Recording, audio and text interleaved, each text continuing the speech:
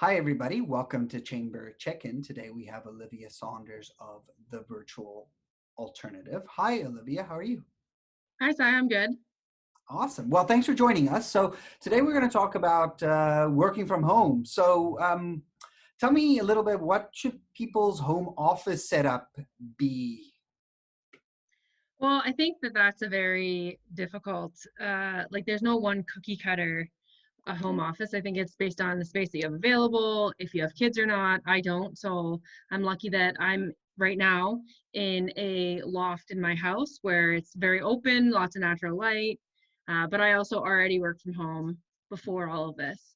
So if you are new to working from home, the main things that I would say are like essential is just to have your own space, even if it's only like the size of your child's building block. Just something like a flat surface that you can say is your office. Okay. I think that would be like the number one key important thing.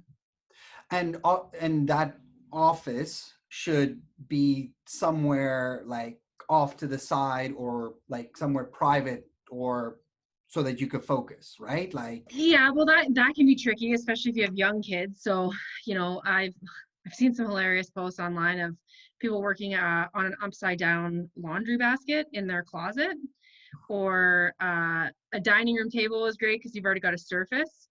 So anywhere at all, kitchen counter, as long as it's somewhere that you can say to your kids, to your spouse, to whoever you live with, that like when I'm in this space, I'm at work, gotcha. and try to set up that boundary and that kind of guideline that, yes, I understand I'm home and we'll talk in a second, but when I'm here, I'm working, and kind of really set that standard that, you know, just pretend you don't see me.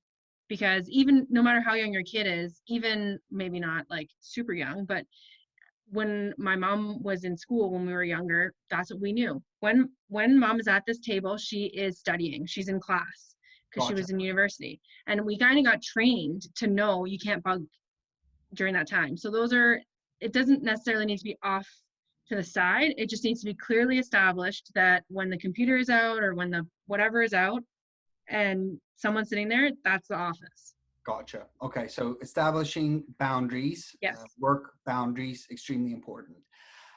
What other tips and tricks might there be to get the most out? Let's talk about productivity now. Like, how can people get the Yeah. most out for I would say working from home? 100% routine.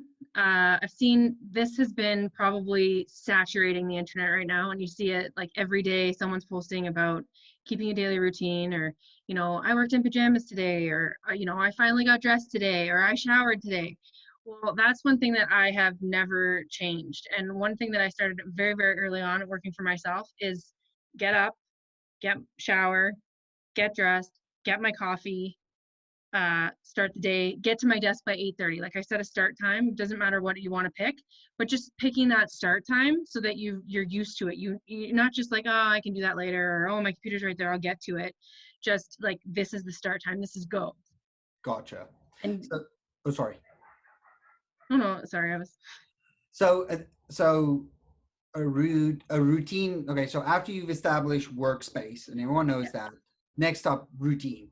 Got to Yes. have a routine. And you got to stick with it. Yes, and the other thing that's good with your routine, it's not just starting your day, but it's ending your day. If you work in the office 9 to 5, work 9 to 5.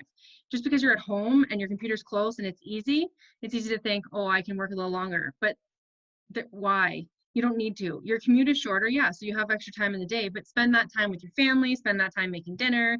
You don't need to adjust your whole lifestyle just because now you're at home. So setting the routine on both sides and having a clear like start to your day and end to the day. It's not always perfect, but keeping the same thing that you did at a physical office at home is like so necessary, and that's more for your like mental well-being. And otherwise, you'll dread going to work. You'll dread getting it done because there's no clear home and work. So again, with it all of the tips are kind of even to the physical workspace and the routine. It all comes down to kind of mental separation of work and home, if that Gotcha. makes sense. Yeah. Gotcha. Well, Olivia, thank you so much for giving those tips. Those are excellent. Hope they helped.